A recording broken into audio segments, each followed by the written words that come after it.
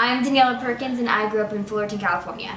When I was a little kid, I was just really shy, but I kind of was open around my family and stuff. I wouldn't really perform in front of other people, but I always had a passion for it, so I'd always put on shows for my mom and my whole family. I just got out of my shell really at an older age, like 13 maybe. I was like, I don't care what people think. And I was like, so I just started being mean, like being goofy and everything.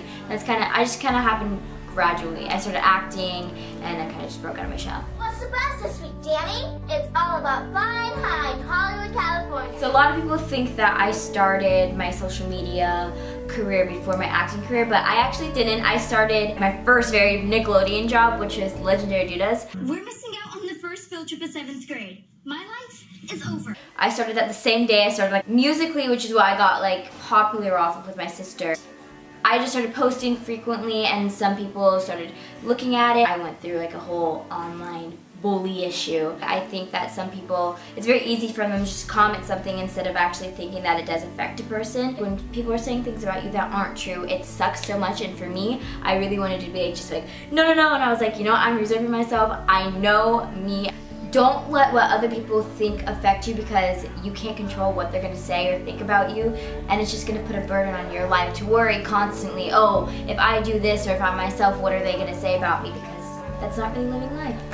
At the end of everything, there's going to be the ray of sunshine, because after every bad path, there's good. After bad comes good, so you're going to be okay. I got Night Squad. Officially, it was called Night School.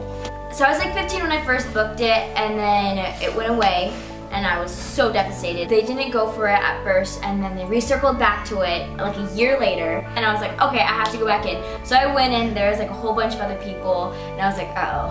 I was like, no! And then I started freaking out a little bit, and then I booked it, and I was so happy because I got to be the first, one of the very first mixed princesses out there. So when I was growing up, I guess still I'm growing up, but I mean when I was younger, I didn't see a lot of girls that had such a big role in a TV show that looked like me. So for me to actually be able to film this and put it out there, and for all these young girls that are like me, it's such an accomplishment, and I feel so blessed just to be able to be that example, a positive one too.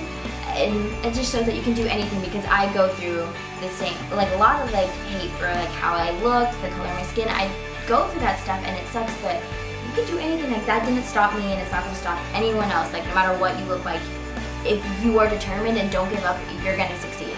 I never stopped. There are so many bumps in the road. There was having to go back and forth with auditioning, listening to what people say, everything like that, but I just zoned it out, and I said, this is what I want to do with my life, and I'm going to do it. I'm Daniella Perkins, and you're so beautiful now.